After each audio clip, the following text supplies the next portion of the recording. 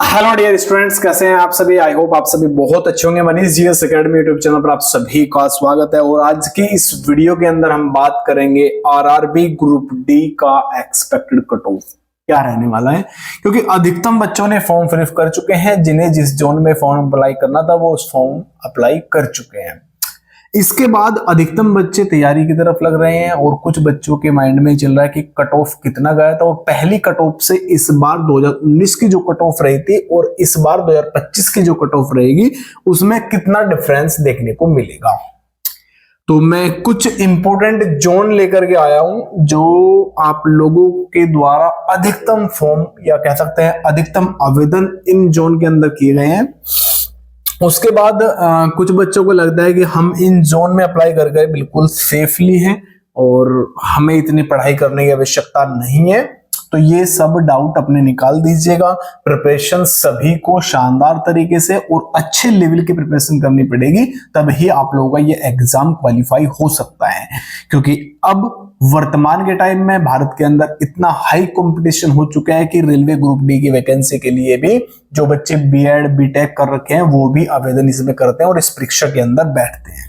ठीक है, क्योंकि इसमें प्रमोशन वगैरह बहुत अच्छा है। तो आप लोग अच्छे से समझिएगा किस किस जोन में कितनी वैकेंसी और कितने बच्चे इस आवेदन को करेंगे। तो ये सभी अच्छे से आप लोग समझ के लेके चलिएगा।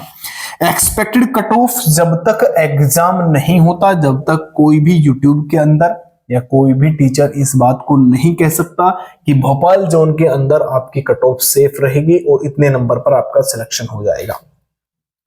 लेकिन एक अनुमान बताया जा सकता है कि भोपाल के अंदर पहले कट ऑफ इतना रहा था और इस बार कट ऑफ इतना जा सकता है। तो वही कुछ मैं इंपॉर्टेंट जोन लेकर के आया हूं, आप लोग अच्छे से समझिएगा। सबसे पहले मैं जो आप लोगों के सामने सारणी बना हुआ है ये क्या कारण है और क्या है आप लोगों को पता होगा, आप लोग देखते ही समझ चुके होंगे। तो चलिए स्टार्ट करते हैं। सबसे पहले मैं आप लोगों को बताऊंगा ये सभी इंपॉर्टेंट जोन हैं जो अधिकतम बच्चे आवेदन करते हैं और अधिकतम बच्चों ने इन जोन में आवेदन किया है। क्योंकि 2019 के अंदर गुवाहाटी के अंदर इतना हल्का बहुत ही कम कट ऑफ रहा था, जिस कारण इस बार गुवाहाटी में काफी अच्छे कह सकते हैं आवेदन देखने को मिले हैं। ठीक है, चलिए सबसे पहले स्टार्ट में करता हूं अहमदाबाद जोन से लेकर के, क्योंकि अहमदाबाद जोन के अंदर जो पहले का कट ऑफ था 2019 का, जो इस बार कट ऑफ रहा था, देखिए 2019 का, सॉरी हाँ देखिए 2019 का ये कट ऑफ है जो फाइनल कट ऑफ रहा था। और अहमदाबाद जोन के अंदर के जनरल कैटेगरी में मात्र 60 नंबर पर फाइनल हो गया था। इसके बाद ओबीसी की बात करते हैं तो 58 नंबर पर हुआ था और एससी की बात करते हैं तो 50 नंबर, जबकि एसटी मात्र 49 नंबर पे हो गया था और ये अच्छा जोन रहा। इसके बाद प्रयागराज जोन की अगर बात करूं तो 66 नंबर पर ही जनरल कैटेगरी गया। इसके बाद ओबीसी की बात करते हैं 59 और एससी 52 और एसटी आपका 35 पर ही रह गया था। ये आपका प्रयागराज जोन। इसके बाद जयपुर जोन की अगर मैं बात करता हूं, जयपुर जोन में आप लोगों के 68 कट ऑफ रहा था।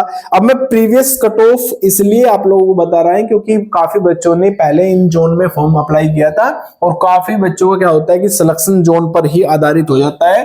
क्योंकि अगर गलत जोन से फॉर्म अप्लाई हो गया, अगर आपके नंबर बढ़िया हाई क्वालिटी है तो आप देखते हैं कि यार हमें तो गुवाहाटी से भर लेना चाहिए था, तो गुवाहाटी से तो बहुत कम कट ऑफ रहा है ना। तो उस चीज को फर्क देखने को मिलता है लास्ट में जब वैकेंसी फाइनल हो जाती है।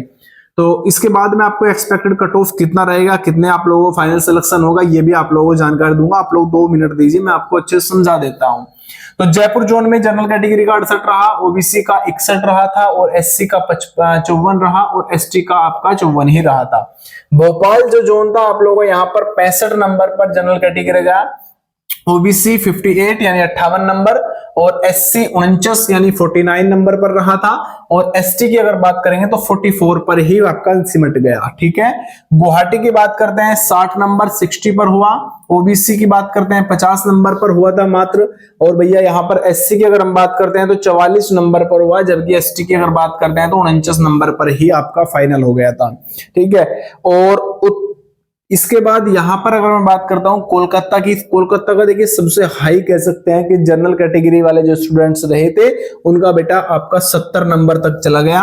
इसके बाद ओबीसी की अगर हम यहाँ पे बात करते हैं तो ओबीसी यहां पर आप लोगों का 64 नंबर रहा था, जबकि आप लोगों का एससी 54 और एसटी मात्र 46 नंबर पर आपका यहाँ पे फाइनल हो गया था।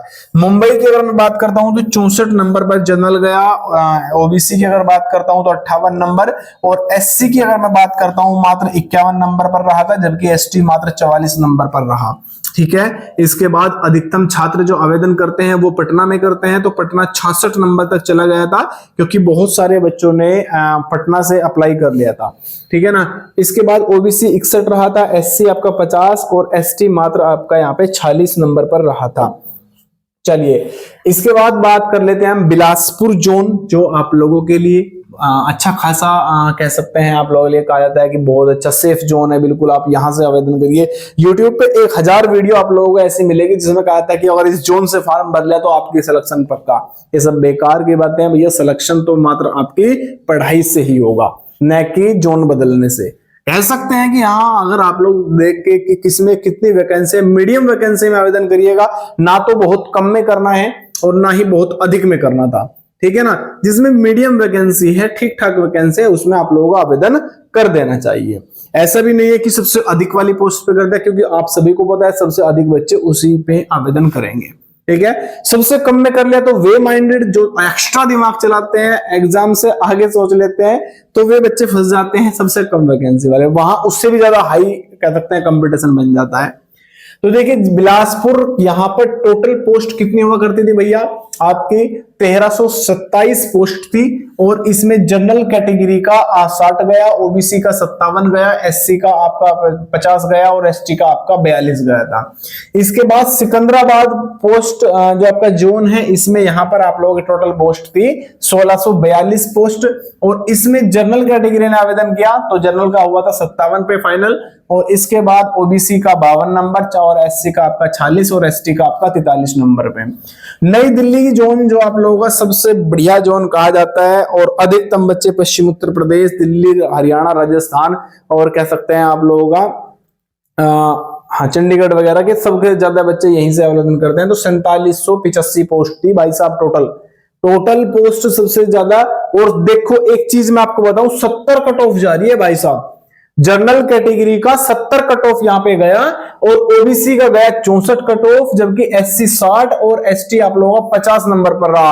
आप एक चीज ध्यान रखिएगा कि किसी किसी जोन में क्या हो रहा है, किसी किसी जोन में देखिए जैसे पहले का कट ऑफ रहा है यहां पर, मैं आपको बताऊं यहां पर देखिए 50 नंबर गुवाहाटी का रहा था, 50 नंबर ही रहा था केवल गुवाहाटी का। ठीक है ना। और यहां पर आप लोगों को 50 नंबर का बेटा आप लोगों को मिल रहा है 50 नंबर पर एसटी को जा रहा है नई दिल्ली पे। ठीक है ना। तो ये चेंजिंग देखने को मिलती है। गोरखपुर में टोटल पोस्ट रही थी बेटा 1320, तो ठीक ठाक मीडियम रहा, आप लोगों का 69 कट ऑफ चला गया था जनरल का, आपका ओबीसी का 64 और एससी का 54 और एसटी का 43 रहा था। पूर्वी कोलकाता की अगर बात करूं, टोटल पोस्ट रही थी बेटा आप लोगों की 1817, और यहां पर कट ऑफ जो गया था 69 गया था, ओबीसी का 65, एससी का 58 और एसटी का 48। अब एक्सपेक्टेड कट ऑफ सर क्या रहेगी जनरल कैटेगरी का इस बार अलग अलग जोन के अनुसार, तो मैं आप लोगों को बता दूं बेटा समथिंग कट ऑफ जो आप लोग देख रहे हैं, वो ये कट ऑफ जो आप लोग देख रहे हैं, इसमें आप लोगों को कट ऑफ में बढ़ोतरी देखने को मिलेगी, क्योंकि जिस बच्चे ने गुवाहाटी से भर के सिलेक्शन ले लिया वो अधिकतम गुवाहाटी से ही अधिक बच्चे फॉर्म भरेंगे। इस बार ध्यान रखिएगा कि मीडियम वैकेंसी देख के ही आवेदन करिएगा, और अभी तक आवेदन नहीं किया और कर लिया तो आप लोग अपना अब प्रिपरेशन पर लग जाइए। ये दिमाग में मत रखिएगा कि मैंने गुवाहाटी से आवेदन कर दिया तो मेरा सिलेक्शन तो हो जाएगा। भैया मेरे तो 36 ही नंबर लाने हैं, क्योंकि 36 नंबर पर सिलेक्शन नहीं होता, यह समय समय का खेल होता है, जिस जोन में जितने आवेदन होंगे। और एग्जाम बढ़िया आया है, आप सभी को पता है, तो आप लोग ये दिमाग से निकाल दीजिएगा। समथिंग एक छोटा सा मैं आप लोगों को लेके चल रहा हूं, कि जो स्टूडेंट्स जनरल कैटेगरी के रहेंगे, जो स्टूडेंट्स जनरल कैटेगरी के रहेंगे वो आपका 75 प्लस आप लोगों को रखना पड़ेगा, ठीक है ना। इसके बाद ओबीसी स्टूडेंट्स अगर मैं बात कर रहा हूं, ओबीसी भी आप लोगों का 72 74 के समथिंग आप लोग अपना स्कोर रखिएगा। एससी एसटी की अगर बात करूं, एक मीडियम रखना है आप लोगों को, यहाँ पे 70 का स्कोर अगर रख लिया, 69 का स्कोर रख लिया, 68 तक का स्कोर रख लिया तो आप बिल्कुल सेफ रहोगे। ये एक मीडियम स्कोर बता रहा हूं, एक उसके अनुसार बता रहा हूं जो अधिकतम अलग अलग जोन में देखने को मिला था। इतने स्कोर में ये रहेगा कि आप लोगों को फिजिकल के लिए जरूर बुलाया जाएगा। ये एक बहुत अच्छा स्कोर है, सेफ स्कोर। अब ये अलग अलग अगर आप पूछोगे सर मेरा गुवाहाटी से है तो मेरा कितना नंबर आएगा, तो गुवाहाटी से होने का मतलब नहीं है, एग्जाम में बैठने वाले बच्चे और कितनी प्रिपरेशन करके और कितनी बेस्ट तैयारी करके आप लोग एग्जाम दे रहे हैं, ये सबसे ज्यादा इंपॉर्टेंट रखेगा इस कट ऑफ को करने के लिए, ठीक है। तो अपनी तैयारी रखें, बेस्ट तैयारी रखें, अच्छे से आप सभी का सिलेक्शन होगा, मुझे पूरा विश्वास है। रही बात सिलेक्शन की, कि आप लोगों के लिए नोट्स भी प्रोवाइड करा रहा हूं जल्द ही, कह सकते हैं 10 से 12 दिन के बाद आप लोगों को नोट्स प्रोवाइड करा दूंगा ग्रुप डी के। तो अपनी तैयारी जस्ट बढ़िया से रखें, शानदार रखें, जबरदस्त रखें। थैंक यू, बाय बाय, सभी को नमस्कार, राधे राधे, जय हिंद।